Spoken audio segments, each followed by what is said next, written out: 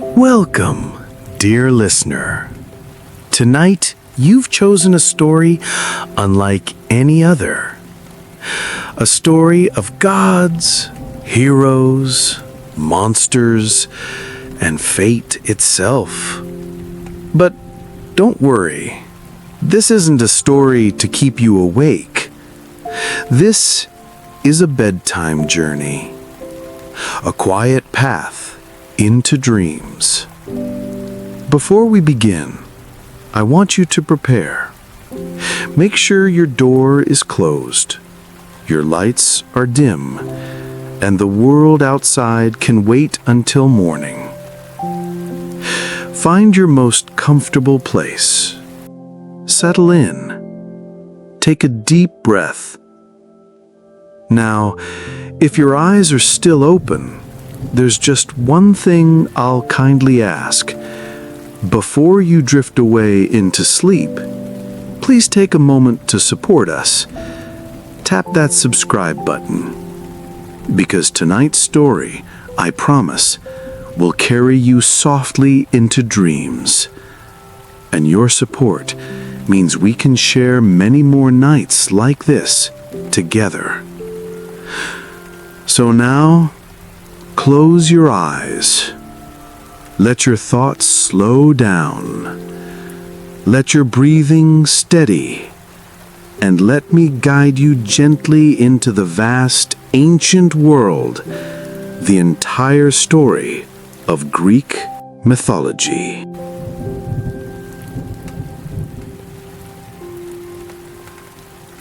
It began with blood. Not the blood of mortals who could perish quietly and be forgotten, but the blood of the sky itself. Imagine the heavens above, eternal, vast, untouchable, suddenly ripped open, screaming as it was hacked to pieces by its own children. The god Uranus, Father Sky, had ruled with a suffocating weight. He pressed down upon Gaia, the earth, never allowing her to breathe, never allowing the children she bore to roam free. He was a tyrant of the heavens, hiding his monstrous sons, the Cyclopes with their single glaring eye, the Hecatoncheires with their 100 arms, in the blackness of the underworld. Gaia groaned in pain, swollen with resentment, until she whispered a plan that would shatter the cosmos. On a night when the stars burned cold and sharp, she gathered her children. Most trembled, afraid to even imagine striking their father. But one son, Kronos, gripped the jagged sickle Gaia had forged. His eyes glowed with ambition. His heart beat with treachery. And as Uranus descended, smothering Gaia once again, Kronos struck. The sickle slashed. The heavens screamed. Uranus's blood sprayed across the earth, giving birth to terrifying creatures, giants, spirits of vengeance, and furies with eyes that never closed. From the sea foam where his severed flesh fell, something even stranger began to form.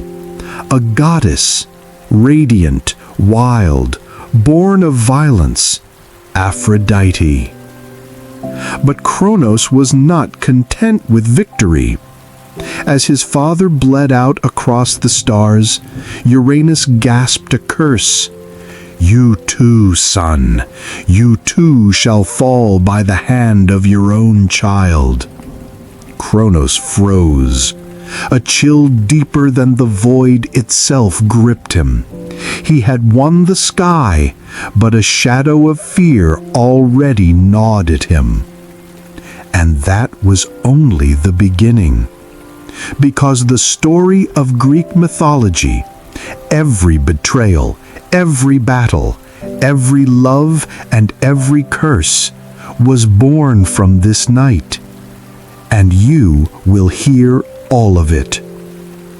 But first, before the thrones of Olympus, before the wars of gods and men, before heroes slayed monsters, you must know how the world began. Because if you don't understand the silence before the storm, you'll never understand why the gods destroyed it.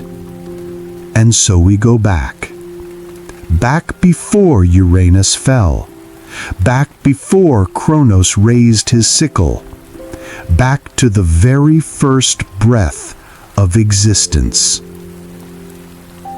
Before there was sky, before there was earth, before the seas and stars and creatures of flesh and bone, there was only silence. Not the silence of a quiet room or an empty night, but a silence so complete that even the thought of sound was impossible. And then the silence stirred. From nothingness came chaos. It was not a god, not even a being in the way we imagine beings. It was yawning emptiness, a raw chasm, a gap that stretched beyond comprehension. Out of that gap, shapes began to drip like paint bleeding across a canvas. The first to emerge was Gaia, the earth, solid and vast, her body the mountains, her breath the winds, her tears the rivers. Alone, she longed for something to rest upon her, to complete her. Then came Tartarus, the pit, blacker than black, the abyss beneath all things. Where Gaia was nurturing, Tartarus was prison. Where she was foundation, he was depth without end. From chaos also came Eros, the spark of desire, not gentle love, but the raw, overwhelming force that drives creation itself. Without him, nothing could join, nothing could give birth, nothing could continue.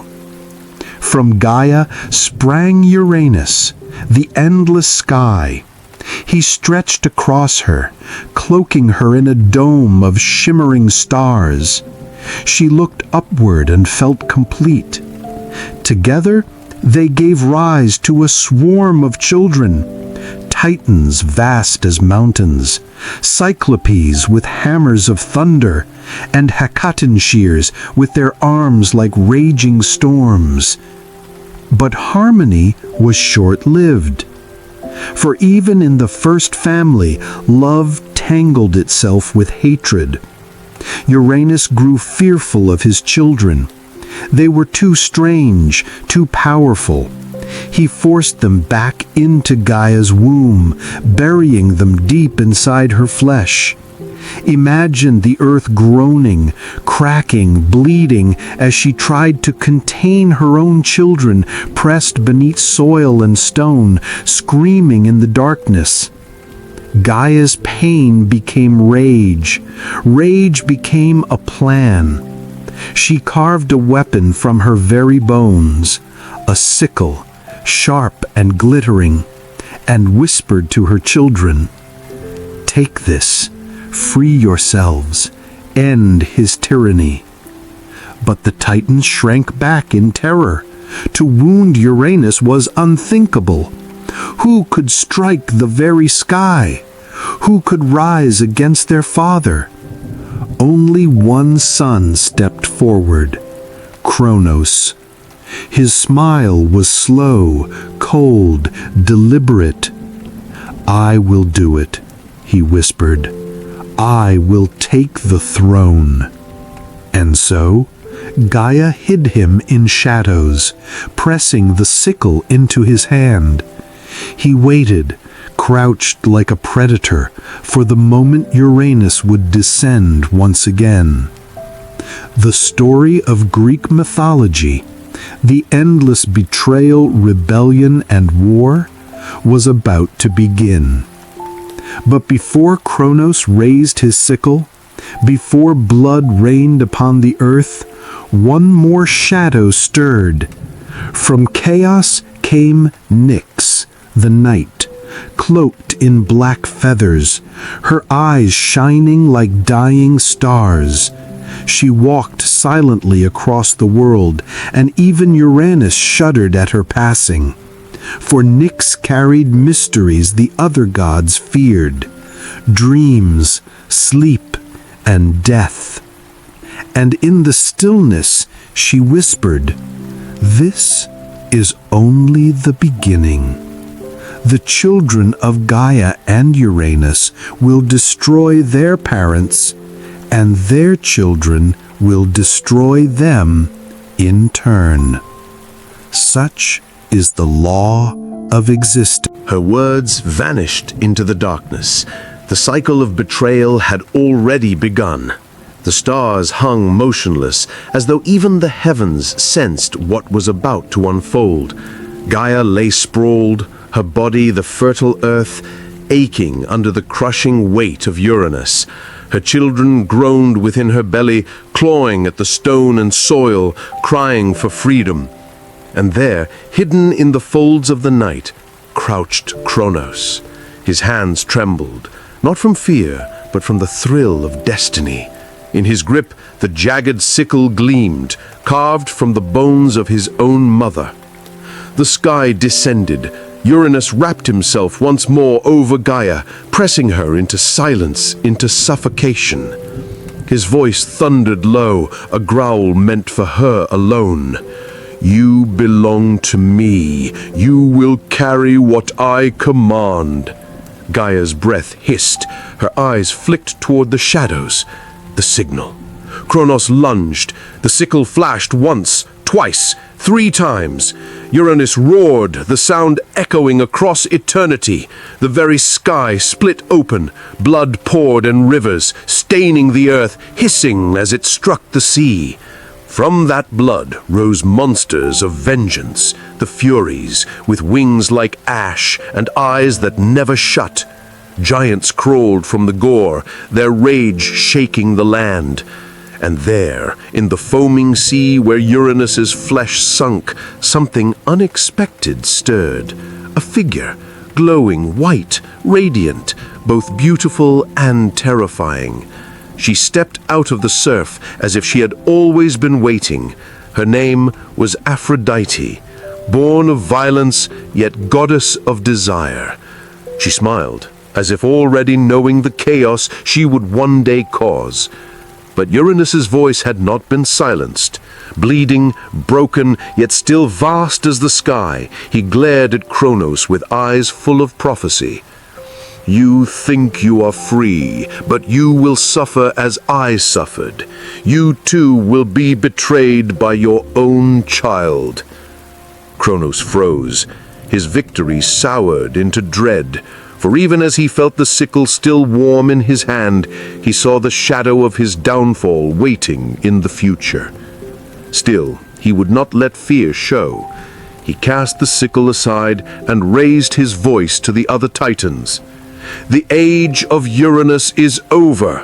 I, Kronos, will be king, and under my reign no child shall suffer chains, no monster shall be buried. All will be free."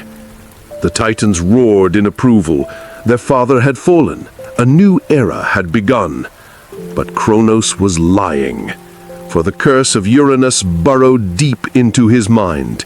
He could not escape it, and the fear twisted him.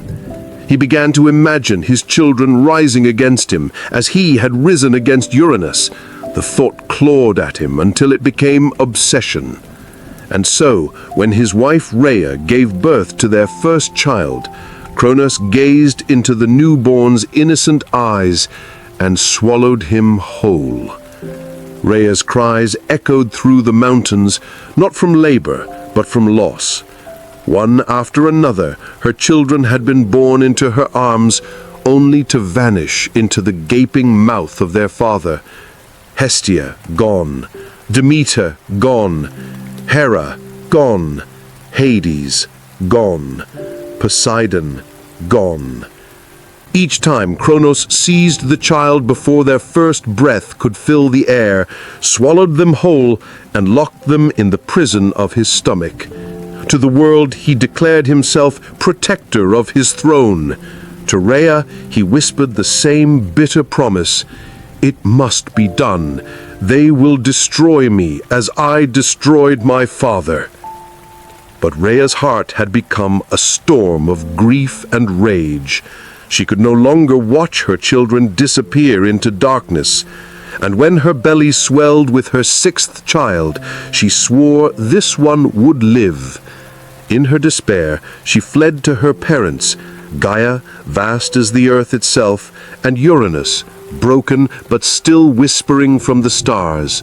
The two ancient powers looked upon her with pity and fury. "Your children suffer as mine once did," Gaia murmured, "but there is hope." Together, Gaia and Uranus taught Rhea a deception. When the pains of labor came, she crept to the island of Crete, hiding in a cave deep within Mount Ida. There, beneath stalactites dripping like stone fangs, she gave birth not to death, but to life. A son. His cry thundered against the cavern walls, wild and defiant. Rhea named him Zeus. But Kronos could not know. He must believe the curse was still being fulfilled. So while the infant suckled at her breast, Rhea cradled a stone swaddled in cloth. She carried it to her husband, her face a mask of grief. Kronos did not hesitate. He tore the bundle from her arms, swallowed the stone whole, and sighed in grim relief. "Safe, I am safe." But far away, hidden in the mountain cave, Zeus grew. The nymphs of Crete fed him milk and honey. The goat Amalthea nourished him with her udder. When her horn broke, it overflowed with endless bounty, the cornucopula. And to hide the child's cries, warriors called the Curetes danced outside the cave, clashing their shields with their swords so that the Titan king would hear nothing but the rhythm of war. Zeus grew strong, fed not on fear, but on secrets.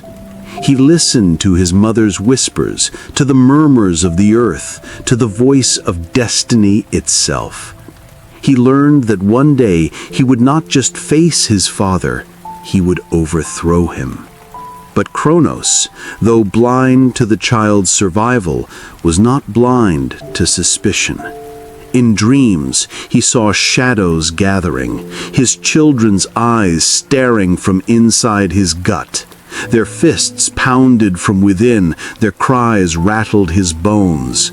He woke each night in sweat, hearing footsteps that were not there. He knew the curse was still alive. The years passed, and Zeus brew like a storm gathering on the horizon. He was no longer the helpless infant hidden in the cave, but a youth with shoulders broad as mountains and eyes sharp as lightning. He wandered the wild hills of Crete, his hand brushing over the rough bark of ancient trees, his ears tuned to the secrets whispered by the winds. The nymphs who raised him saw the restless fire in his soul. "Patience," they urged, "your time will come." But Zeus's heart beat faster each day. He knew his siblings lived, but trapped in the prison of Kronos' belly, their voices muffled by flesh and darkness. He could almost hear them calling to him. Meanwhile, Kronos grew restless. Though he believed he had swallowed every child, his father's curse lingered in his mind like a thorn.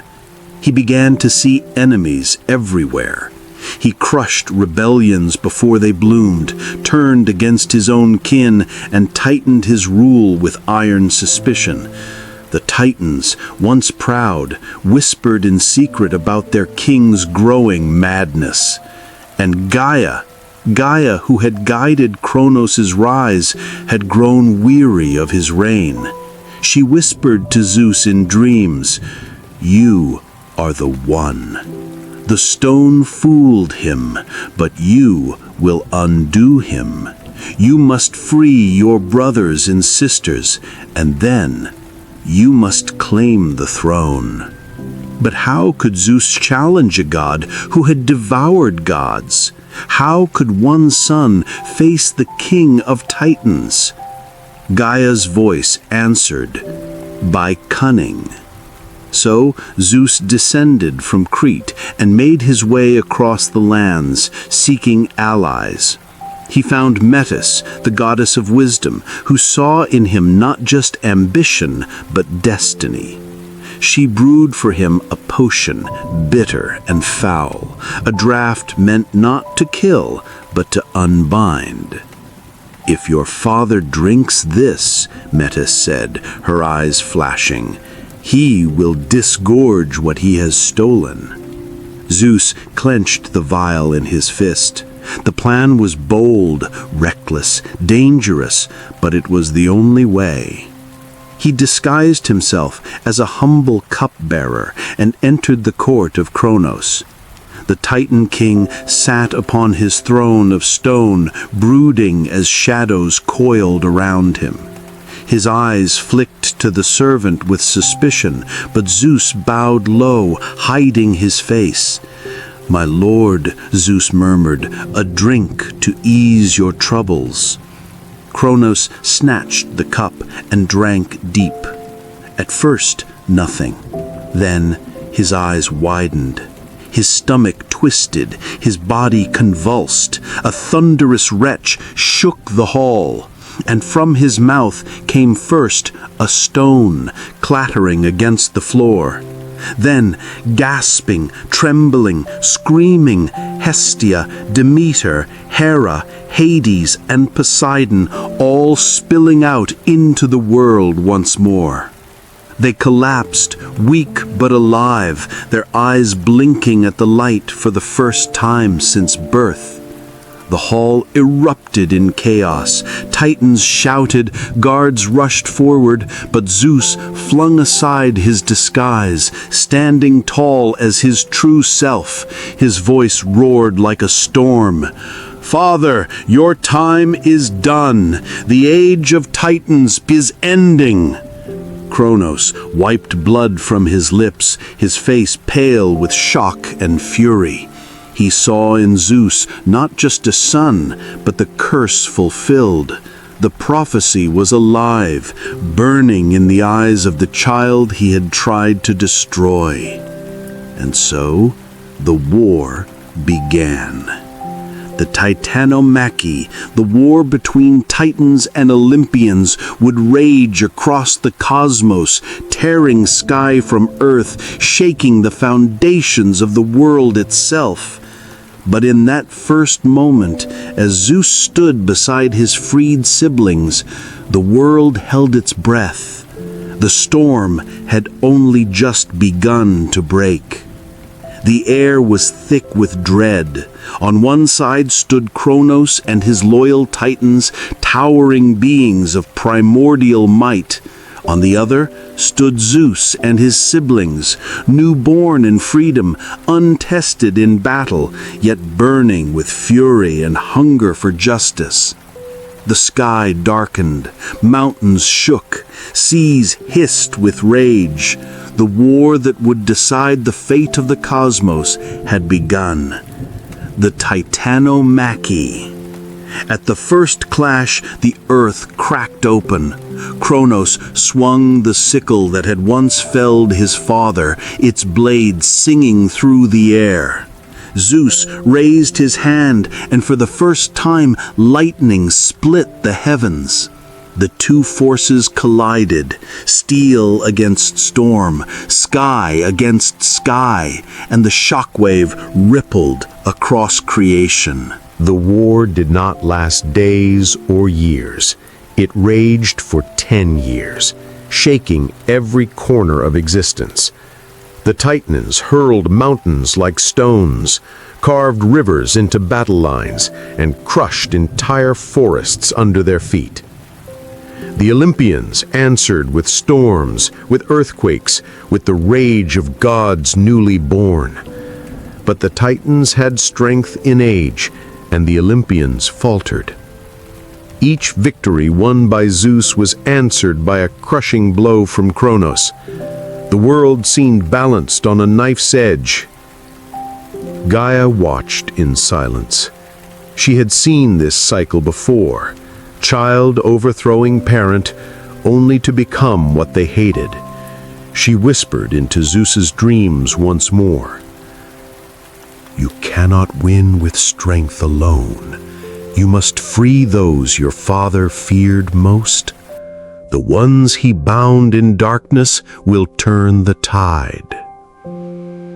Zeus ascended into Tartarus, the abyss, where the monstrous brothers imprisoned by Uranus still groaned in chains.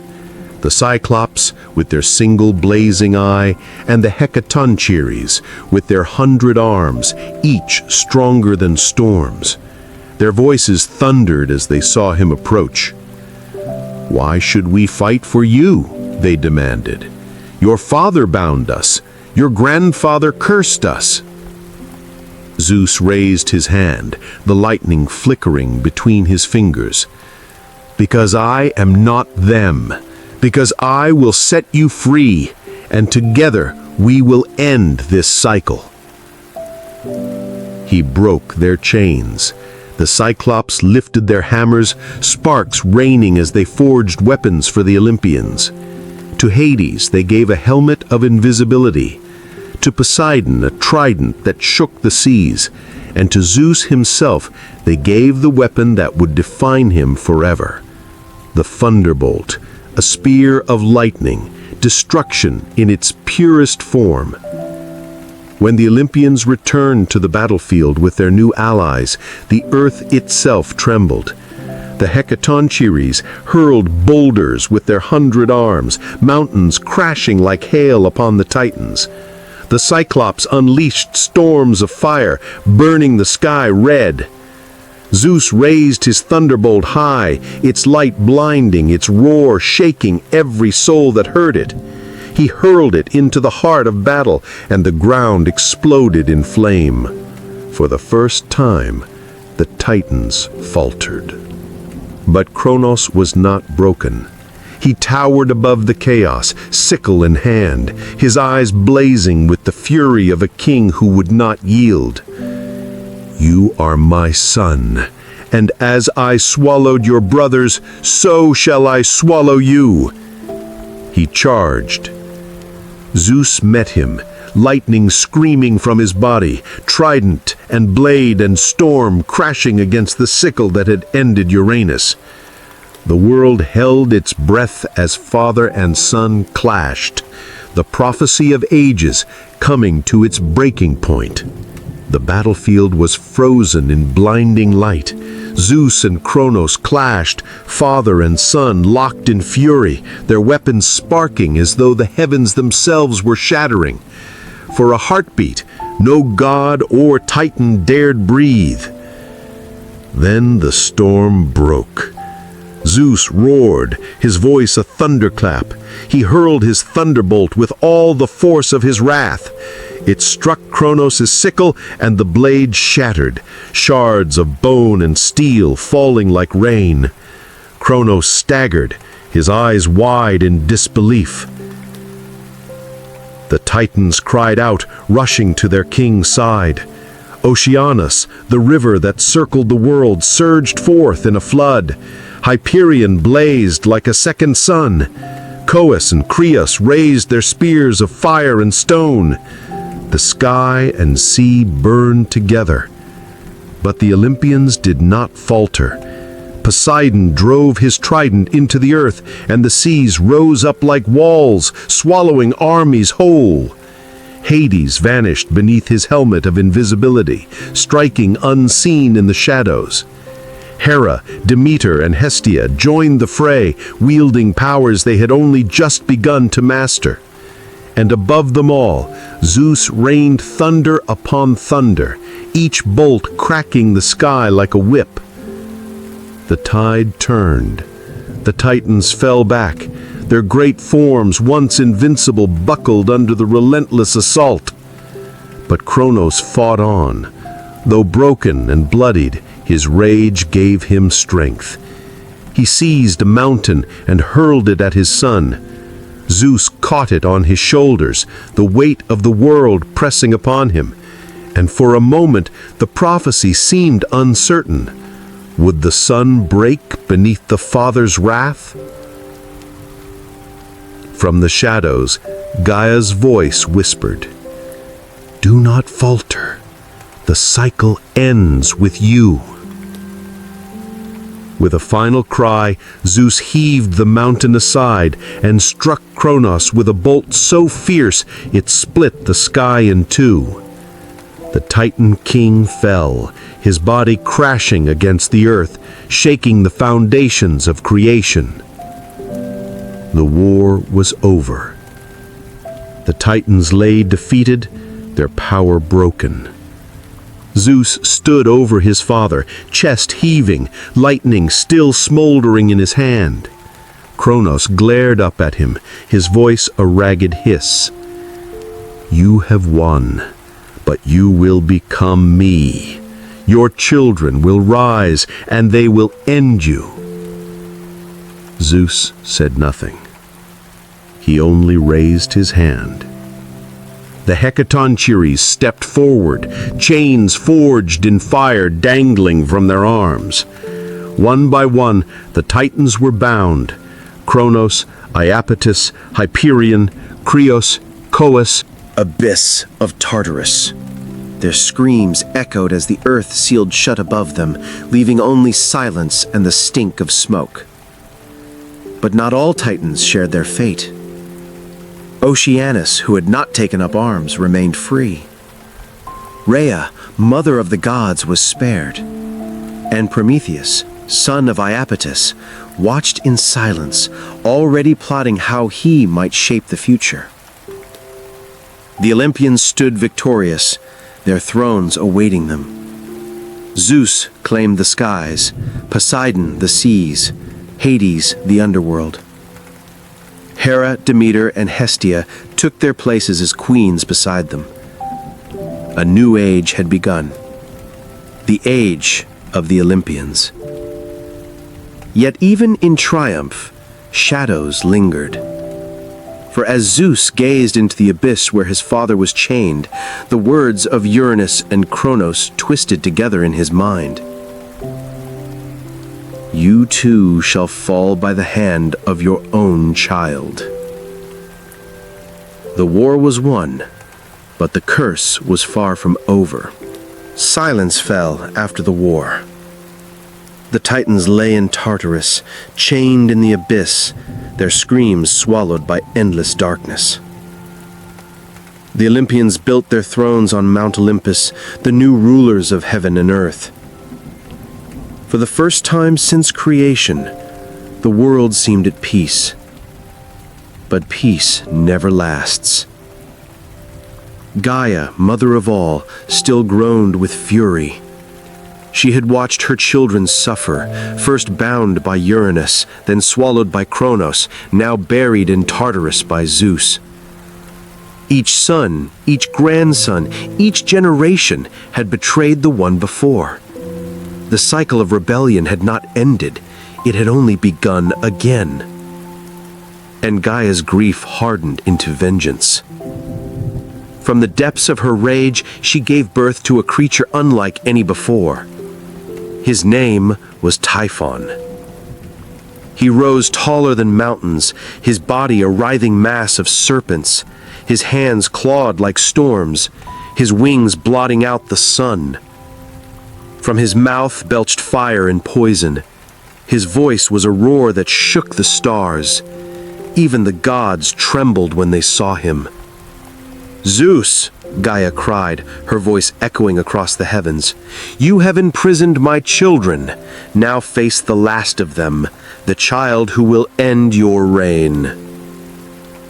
The Olympians gathered on Mount Olympus, staring in horror as Typhon strode across the land, each step splitting rivers, each breath scorching forests. His serpents hissed with hunger, their tongues tasting the fear of the world. Zeus raised his thunderbolt.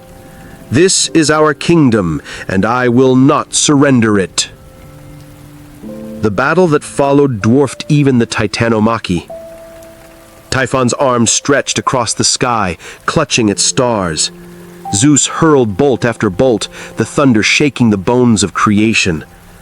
Typhon caught the lightning in his coils and flung it back, scorching the heavens. For the first time since claiming his throne, Zeus faltered. Typhon's hand closed around him, tearing the thunderbolt from his grasp. His tendons ripped from his body, his power stolen, his weapon seized. The Olympians wailed. Their leader was broken. The throne of Olympus stood empty. Typhon raised the thunderbolt, its light flickering in his monstrous grasp. The gods fled in terror, hiding among mortals, disguising themselves as animals.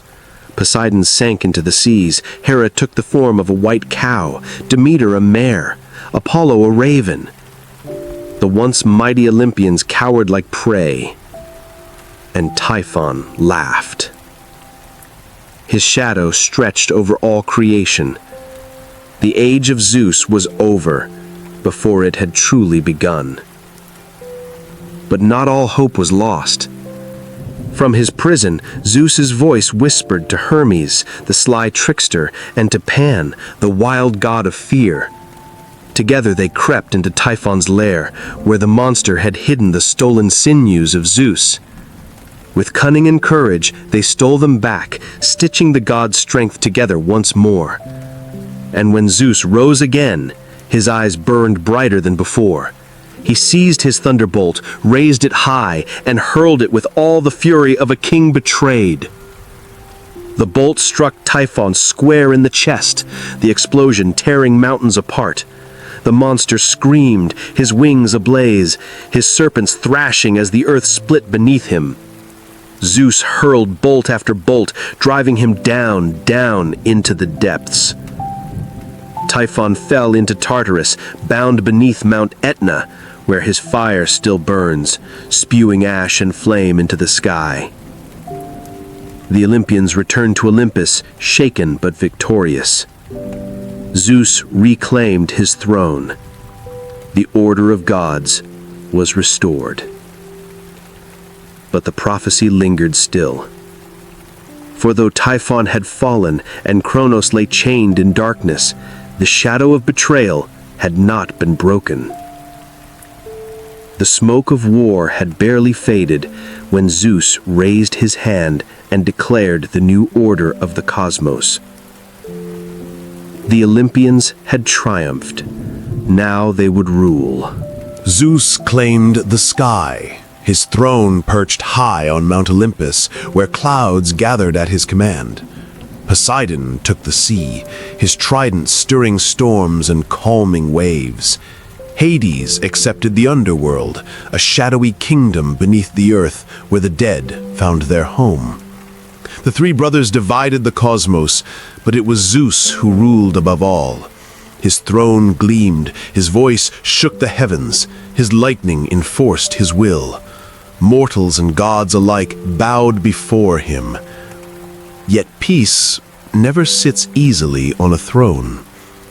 Hera, his queen, seethed with jealousy at his countless affairs, each betrayal another flame feeding her rage.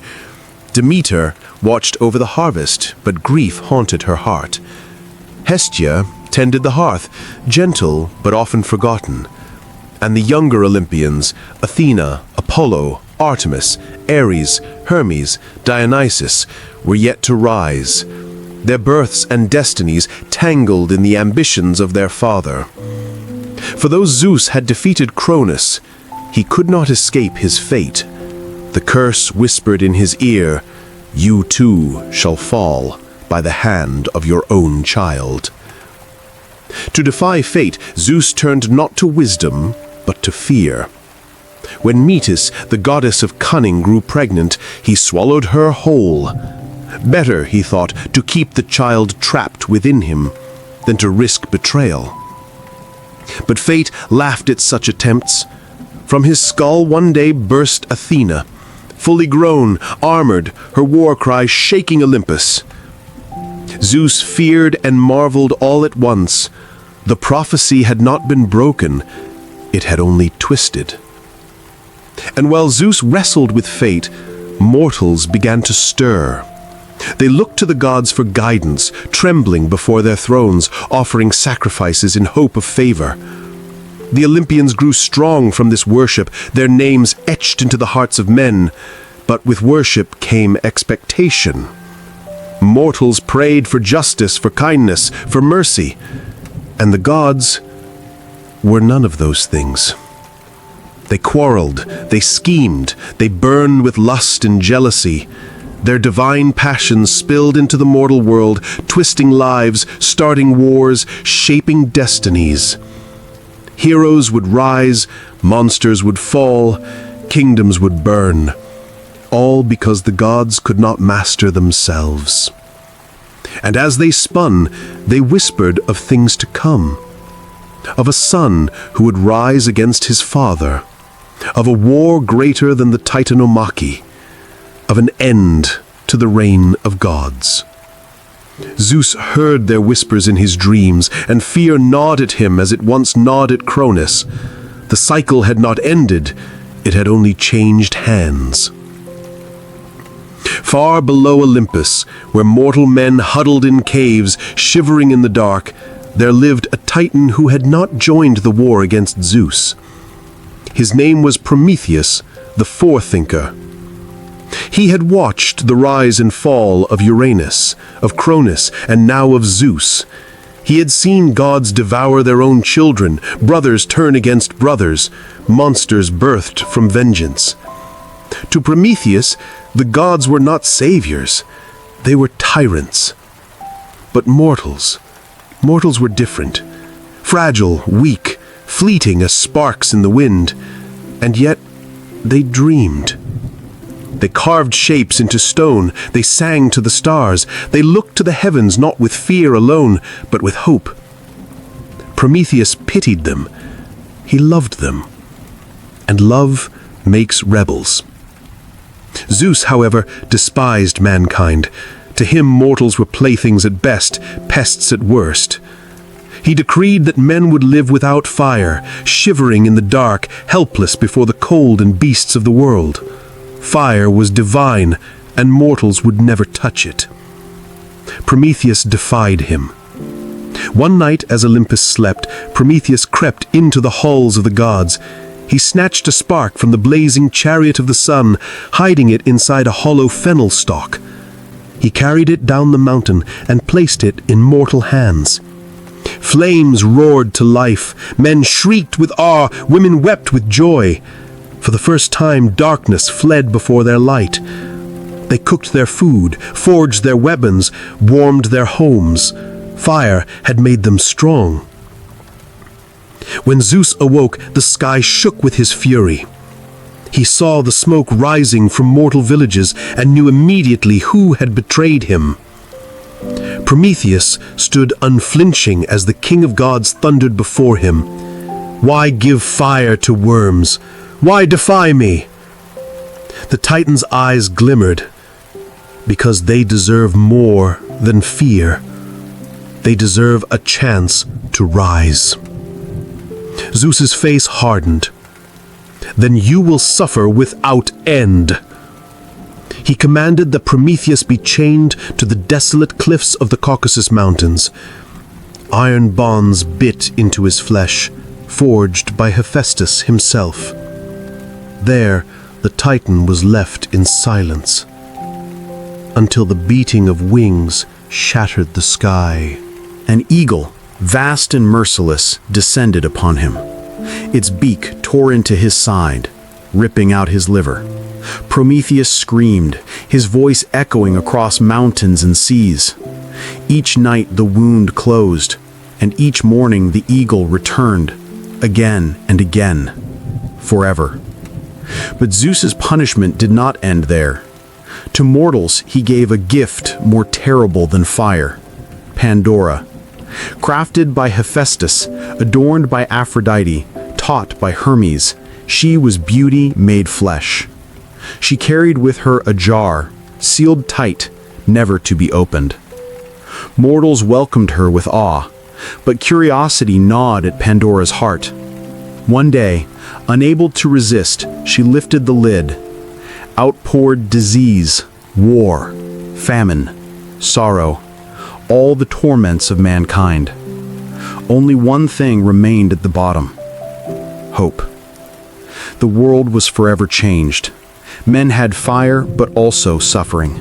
They had power, but also pain. The gift of the gods was always double-edged. Prometheus still hung upon his cliff, torn each day, healed each night. Yet even in agony he smiled, for he had seen the spark in mortal eyes. He had given them more than fire. He had given them defiance. And Zeus, though he chained the Titan, could not chain the future. For one day a mortal son of Zeus himself would come to break those chains. The prophecy haunted Zeus still. You will fall by the hand of your own child. So when his eyes fell upon a mortal queen named Alcmene, desire burned hotter than fear. From their union a son was born, Heracles, his name destined to echo louder than any before. But Heracles' birth stirred storms. Hera, queen of the gods, had long endured Zeus's endless betrayals. Yet this child was more than another insult. He was a threat, a son strong enough to one day challenge Olympus itself. Her hatred was relentless. Before Heracles could walk, she sent serpents into his cradle. The snakes slithered over the infant's body, tongues flickering, ready to strike. But the baby's hands closed around them, tiny fists crushing the life from the monsters as easily as reeds. His cry was not of fear, but of triumph. The world whispered, this was no ordinary child. Heracles grew into a man of impossible strength, his shoulders broad enough to bear mountains, his fists able to break stone. Yet his life was not glory alone, for Hera's jealousy cursed him at every turn. In a moment of divine madness, she struck his mind with shadows. He awoke one day to find his wife and children slain by his own hands. When his sanity returned, he fell to his knees, grief tearing him apart. What penance can wash this blood from me, he begged the gods. The oracle of Delphi answered, serve Eurystheus, king of Tyrans, and complete whatever labors he commands. Only then may your soul be cleansed. Thus began the 12 labors of Heracles, each more impossible than the last. To slay the Nemean lion, its hide impenetrable. To kill the Lernaean hydra, whose heads multiplied when cut. To capture the Erymanthian boar and the Serenian hind, swift as shadows. To clean the Augean stables in a single day, filth piled high for decades. To seize the mares of Diomedes, wild and man-eating. To take the girdle of Hippolyta, queen of the Amazons. To steal the cattle of the three-bodied Geryon. To pluck the golden apples of the Hesperides, guarded by a serpent coiled forever awake. And finally to descend into the underworld itself, and drag the hound Cerberus into the light. Each trial nearly broke him. Each wound scarred him. Each monster bared its fangs not just at Heracles, but at the gods who had cursed him. Yet again and again he triumphed, his name growing until it thundered louder than Zeus's own. And in the midst of his labors came the moment Prometheus had awaited. Heracles, passing the Caucasus Mountains, saw the Titan bound in chains, his body torn by the endless eagle. The sight ignited his rage. With a single arrow, Heracles struck the bird from the sky. With his great strength, he shattered the chains that even gods could not break. Prometheus, bleeding but free, fell to his knees. You have done what no god dared. You have freed me. And for this, Heracles, the world will never forget your name. But Zeus? Zeus watched in silence from Olympus, his chest heavy with unease. His son had broken the will of heaven itself. His son had freed the Titan who defied him. His son was not merely a hero, he was a warning. The curse of Cronus coiled tighter. Heracles stood, his bow in hand, his shadow cast long across the earth. He had conquered monsters, defied gods, freed titans. He was unstoppable. And yet, his fate was not victory, but fire. For Hera was not done. Heracles had conquered every trial, every monster, every curse.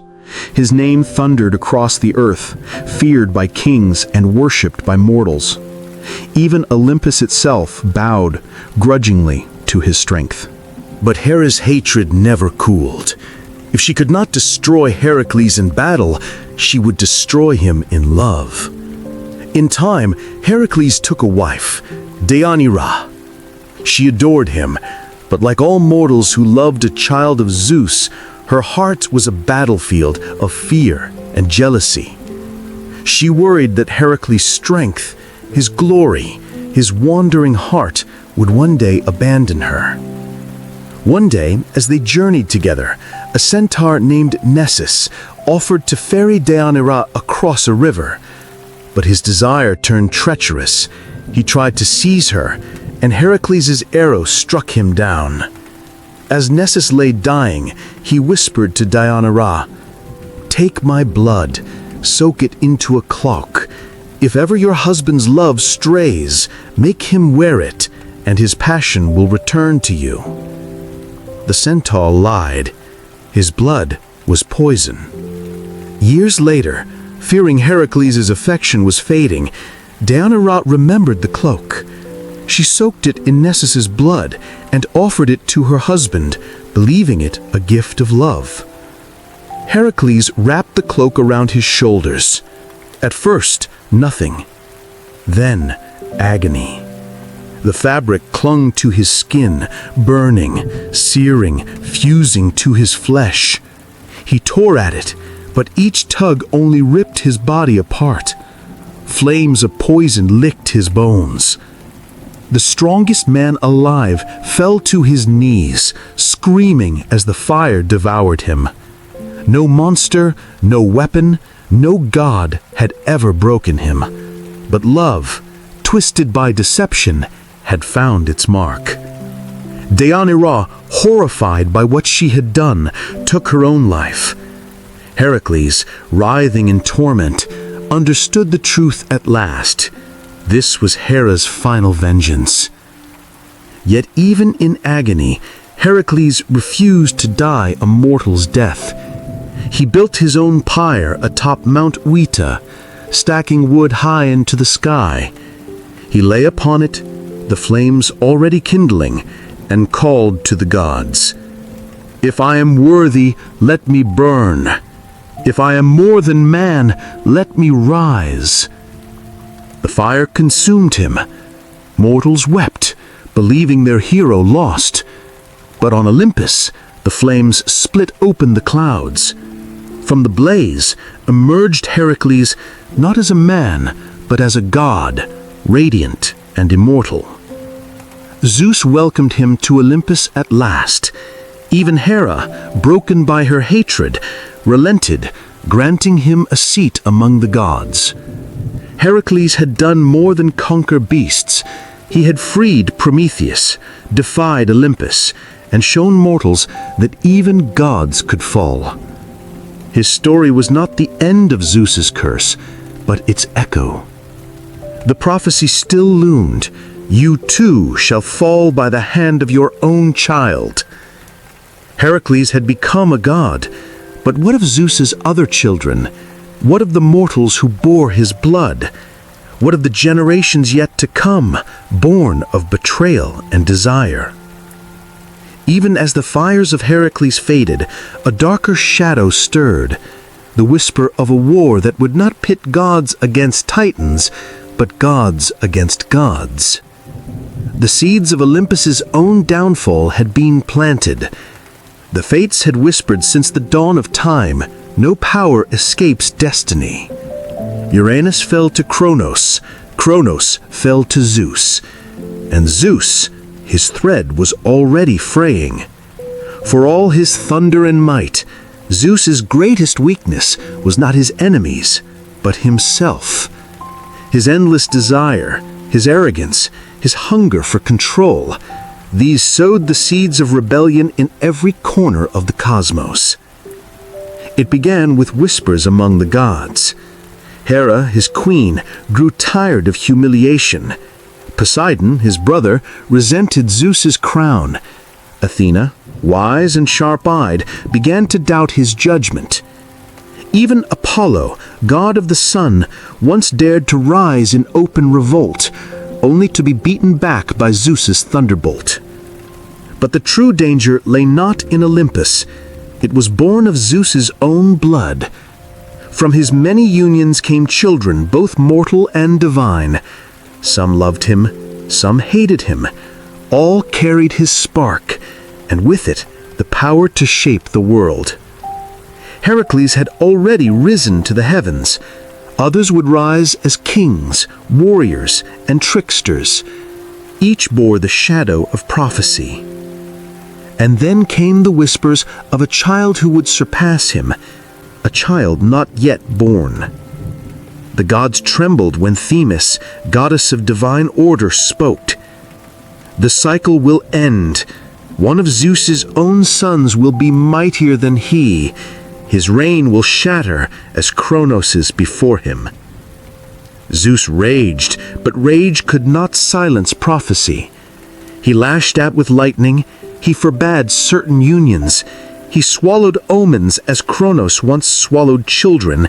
Yet fate is not so easily chained. The storm gathered slowly. Mortals grew bold, raising empires of their own. Heroes defied gods. Some worshipped, others rebelled. Faith in Olympus wavered.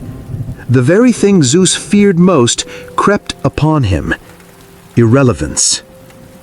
The final blow came not with a titan's roar, but with a whisper among gods and men alike. Why do we need him? The myths tell of no single battle that ended Zeus's reign. Instead, they tell of a slow, inevitable unraveling. The gods fought among themselves, Athena against Poseidon, Apollo against Hera, Ares against all. The skies shook, rivers boiled, and mortals cowered. And in that chaos, the prophecy fulfilled itself in silence.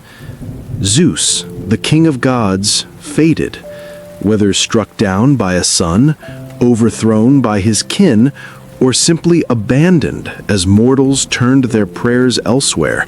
No one knows. The storytellers disagree, but they agree on this: his throne did not last. The cycle had completed.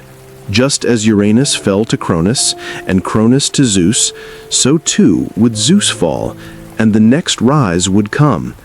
The world would turn to new powers, new faiths, new gods.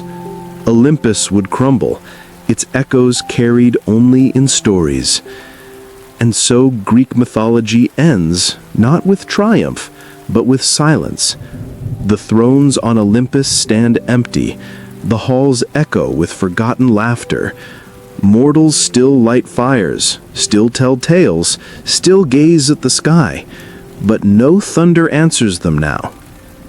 The myths remain, not as law, not as worship, but as stories to whisper in the dark. Stories of gods who were all too human, of men who reached for the divine, of a world that lived in endless cycles of power and ruin. Perhaps that is the truest lesson. No ruler reigns forever. Not Uranus, not Cronus, not Zeus. Not even the gods escape the thread of fate. The story of Greek mythology is not one tale, but many. A cycle of rise and fall, of hubris and punishment, of fire stolen and thrones broken. And now, as you close your eyes, you can let the cycle fade into dream, knowing the gods still live, not in Olympus, but in memory, waiting to be dreamed again.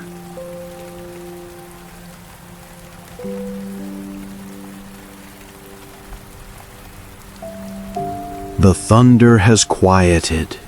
The sea no longer rages. The halls of Olympus stand in shadow, their thrones empty, their voices gone. Yet listen closely. In the rustle of leaves, in the crash of waves, in the firelight of stories told at night, the gods still linger. Zeus in the storm, Hera in the watchful eyes of a mother, Athena in the spark of wisdom, Aphrodite in a fleeting glance of love. Prometheus burns in every dream of freedom. Heracles roars in every struggle overcome. The fates cut threads still, unseen, reminding us all that nothing lasts forever. The cycle has ended, but the echo remains. And as you drift to sleep, the myths return to silence. Not gone, not forgotten, only waiting for another dreamer to call their names again.